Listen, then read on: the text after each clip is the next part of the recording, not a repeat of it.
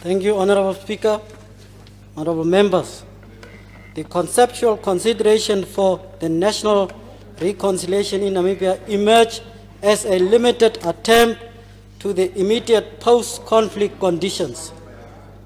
Without recognition and acknowledgement of the past in its totality, whether this was done to shelve the early history or not is not the matter here, because we know that the post-conflict countries, there is often a little knowledge of the different ways and options about dealing with the past in creative and comprehensive mix of issues at hand.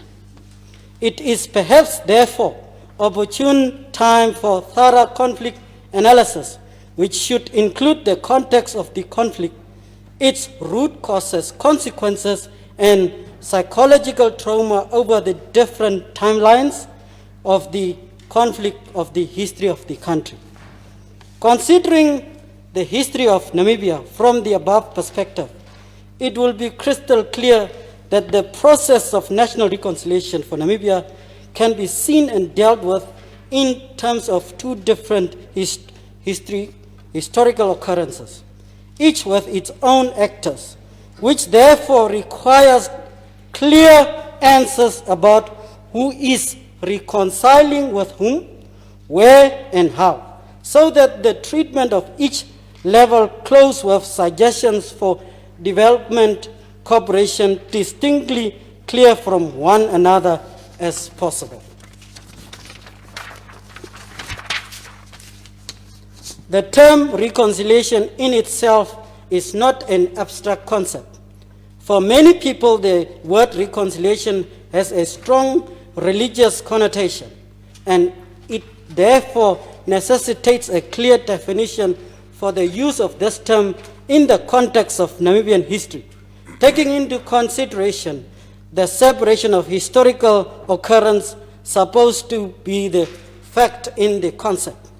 Already the ongoing development cooperation between Namibia and Germany, which is something of the long-standing bilateral relation, is often confused for restitution of the German genocide victims in Namibia. Honorable Speaker, honorable members, the frivolous untruth is conveniently touted as a substantive position from one circle of leadership in this country. In Namibia, reconciliation began with a politically questionable and socially understandable generosity on the part of those who rightfully claim historical victimization. But the idea of reconciliation lacks truth-telling, or moreover, often if truth-telling had occurred, it can be traded for justice.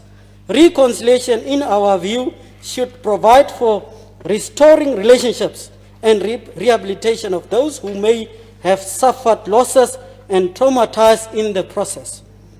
The question in the Namibian case is how do you restore relationships without any clear commitment to policy and strategy that brings justice and equity?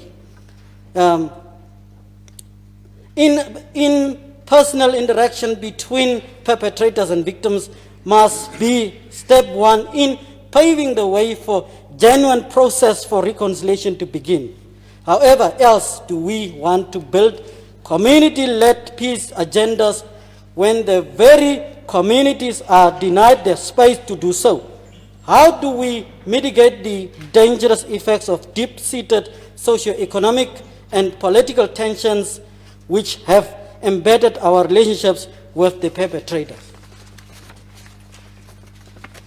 Honorable Speaker, honorable members, how does the Namibian government ever hope to achieve reconciliation by actively promoting infectious top-down status quo? The current reconciliation agenda is typical fallacy and doomed to fail. The approach to national reconciliation in Namibia was an act of selective morality on the part of ruling party SWAPO. The point is that the issue that matter in respect of reconciliation were not dealt with in an exhaustive manner. National reconciliation must address above the fate of more than 3,000 SWAPO members who were languished in the Lubango dungeons. Only less than 300 were brought back, whereas the fate of the plus minus 3,200 persons whereabouts remained a mystery. Families are still bleeding in grief, but SWAPO has not as yet made any move towards acknowledgement and agreeing to deal with this matter. Honorable Speaker, honorable members, national reconciliation in Namibia requires a number one, comprehensive and inclusive plan to restore the dignity of the affected communities of the genocide, including the return of the ancestral land. The Namibian government to offer a chance for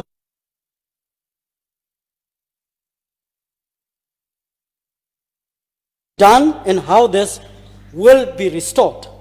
The Namibian government to distinguish national ambitions such as infrastructural development, including roads, clinics, and desalination plants, so that this is not seen as an opportunity to support national budget on a 80-20 principle, and I repeat 20-80 principle, because we know from our investigation, from those that were within those negotiations approving, and we have got documentary proof to that effect. Those that survived the Lubango dungeons must officially and sincerely apologize to be apologized to, be identified by names, be enlisted in the ranks of the veterans of the liberation struggle, and elevated to maximum benefits equal to those that have been on the battlefield. Be afforded the honorable mentioning in all historical records and memorials.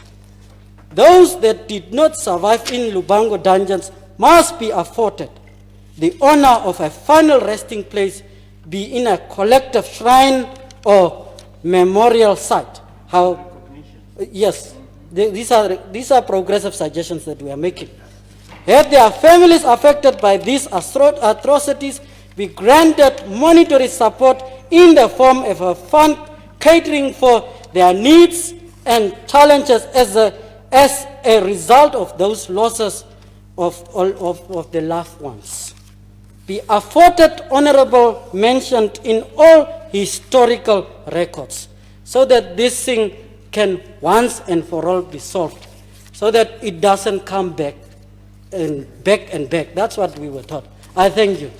Thank you.